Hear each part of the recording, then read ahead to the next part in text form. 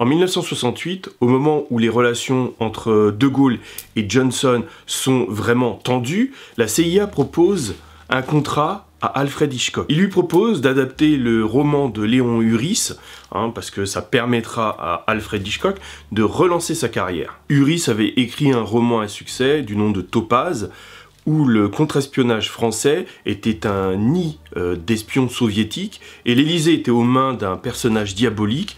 Bon, dans le roman, on a très bien reconnu que c'était Jacques Foccart. Donc, en contrepartie, Alfred Hitchcock n'avait pas son mot à dire sur le scénario et à sa sortie, le film s'appelait Leto. Il est sorti juste après, un peu après mai 68. Et un des moments importants du film, c'est lorsque un chef de la CIA dit à un agent français qu'il faut choisir entre son gouvernement et sa conscience. Et qu'on se comprenne bien, la conscience, elle se trouve à Washington. Donc il lui demande de choisir entre son gouvernement et Washington. Et ceux qui choisissent leur gouvernement sont dans l'axe du mal. Et donc le cinéma est un des moyens d'imposer son soft power. Donc on va parler du sujet de la vidéo, mais comme à chaque fois, je te salue et que je te demande, est-ce que tu es prêt à conquérir le monde ? Parce que moi je suis prêt et on démarre tout de suite. Chaque seconde, des millions et des millions de personnages de fiction noire sont génocidés par des suprénaristes. C'est la contraction de suprémaciste et scénariste. Suprénariste, voilà. Cherche pas dans le dico, je viens juste de l'inventer là. Et en fait, toi et moi on en a gros, comme dirait Caradoc. Donc, est-ce que tu veux arrêter ça et avoir des films de qualité où les mecs sont des purs guerriers ? Ou alors, faire ta victime et aller pleurer sous les jupes de ta mère. La question, elle est pas simple, mais elle est vite répondue. Bon, ça rien. À chaque fois, on en a marre de se dire, est-ce que, dès le début du film, le mec, le négro va mourir ? Parce que la vérité, c'est ça. Mais oui, tu le sais, toi aussi. Mais comme on n'a pas envie de se laisser faire, on va démarrer l'aventure. Donc comment avoir des noirs qui ne meurent pas dès le début du film ? Donc j'ai une suggestion, arrêtez de mettre des noirs dans des films ou des séries. Ça c'est une suggestion de Lolo la grenouille. Mais ça c'est pas possible, parce que ce serait faire honte à nos ancêtres. Et une des raisons, c'est pas le droit des noirs d'exister à l'écran. Ça c'est un discours de victime que certains noirs adorent. Moi, de mon humble avis, il faut imposer notre soft power. Oh là, notre, c'est qui ? Et le soft power, c'est quoi ? Donc je vais répondre tout de suite. Le soft power désigne la capacité d'influence et de persuasion d'un État, d'une société multinationale, d'une ONG, d'un groupe minoritaire auprès d'autres acteurs pour les conduire à penser de la même façon que lui, ou à changer de comportement de manière indirecte, en douceur, sans que ces autres acteurs aient l'impression d'y avoir été contraints. Un des moyens, par exemple, c'est le cinéma. Et comme disait Lénine, le cinéma est pour nous, de tous les arts, le plus important. En fait, le cinéma, c'est hyper attractif et ça raconte des histoires, ça capte l'attention et ton attention est précieuse.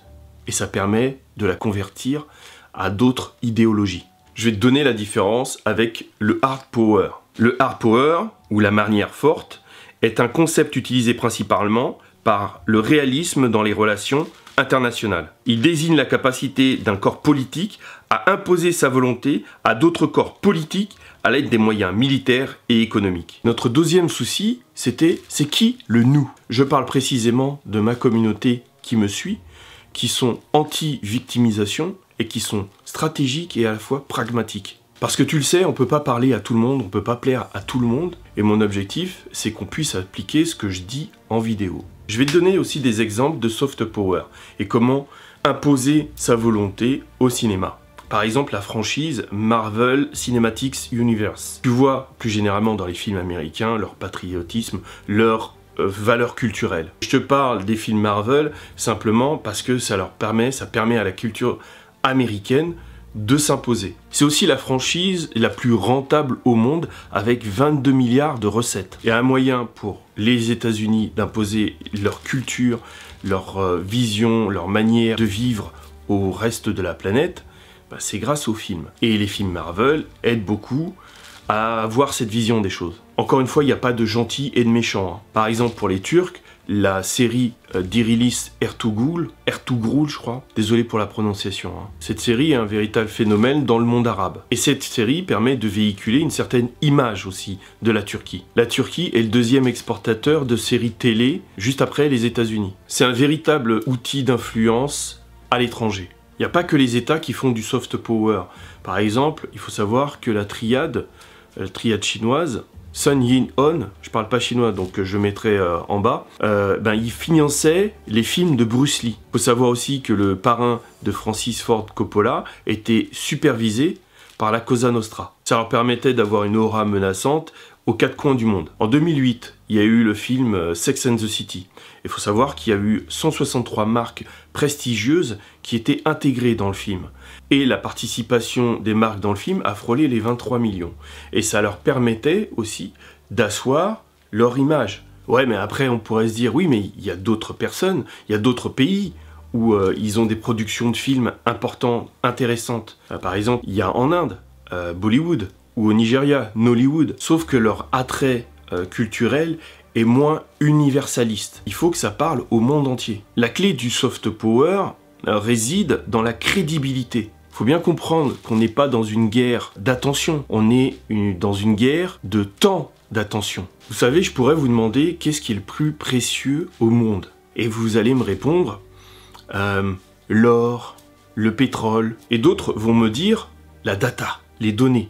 Et d'autres qui lisent beaucoup de livres de marketing et de développement personnel vont me dire le temps. C'est vrai que le temps est une chose précieuse. Mais en fait, ce qui est le plus important, c'est le temps d'attention. Le temps d'attention des gens est de plus en plus faible. Donc ce temps d'attention vaut énormément. Et pour avoir ce temps d'attention, il faut être attractif et être crédible. Et si nous, on veut réussir à utiliser le soft power, il faut être attractif et crédible. Si par exemple les Nigérians veulent que Nollywood soit vraiment exporté dans le monde entier, il faut qu'il soit attractif et crédible. On va parler un peu d'Afrique. Il faut savoir qu'à Accra et Yaoundé, les gens, faute d'infrastructures, ne peuvent pas aller au cinéma autant que par exemple en France. Pourtant, c'est des capitales de 2 millions d'habitants. Il faut savoir que 45% de la population passe 12 heures en moyenne devant la télé et voit des séries étrangères plutôt que des séries nationales. C'est la théorie américaine du shaping the mind. C'est la colonisation des idées. C'est ça, c'est vers cette orientation qu'il faut aller. Et maintenant qu'on a bien compris le théâtre des opérations, survient un autre problème. Le plan. Comment réussir et atteindre notre objectif. Parce qu'on pourrait se dire à notre niveau, on peut rien faire. T'as en partie raison si tu te dis, oui, les noirs. Sauf que les noirs, ça veut rien dire. Les noirs, c'est une couleur, c'est pas une communauté.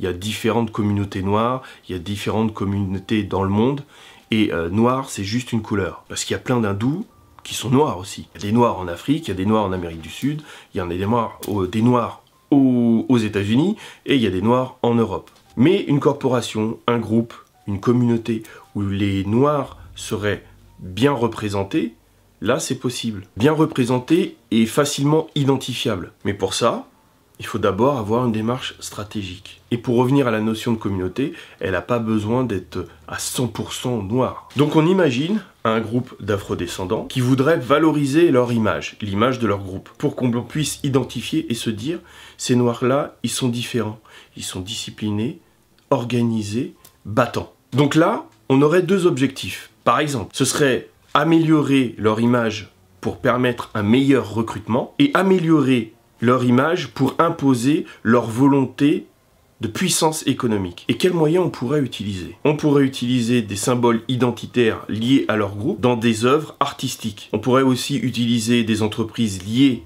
à leur groupe pour augmenter leur puissance économique et commerciale. Donc faut pas rêver, on n'a pas le budget des productions hollywoodiennes, mais on a un cerveau. Il faudrait se focaliser sur les réseaux sociaux, par exemple YouTube, Facebook, TikTok, Instagram, et également sur cette zone vers les télés locales, ainsi que les radios. Si une entreprise, par exemple une entreprise africaine, était intéressée pour vendre à l'international, ce serait intéressant de passer par ce genre de moyens, parce que l'impact est important et le coût est moindre. Donc revenons à nous, il faut absolument faire de la qualité et être crédible. Il faut absolument que la communauté soit assez grande, mais en même temps que les individus soient qualitatifs et qui coopèrent entre eux. L'équation qu'il faut pour avoir une communauté forte. Comme je te l'ai dit au début de la vidéo, il faut être crédible.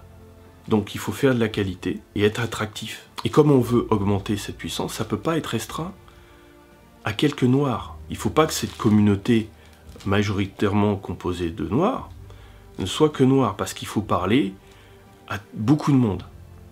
Le but, c'est de convaincre, d'imposer, et que les gens puissent s'identifier.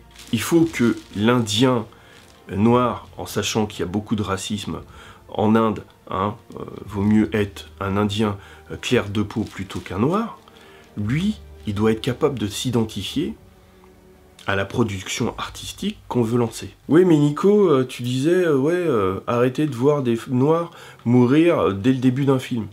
Ouais, mais on ne peut pas avoir la main sur le soft power des autres. Par contre, valoriser l'image de certains noirs, oui, ça on peut.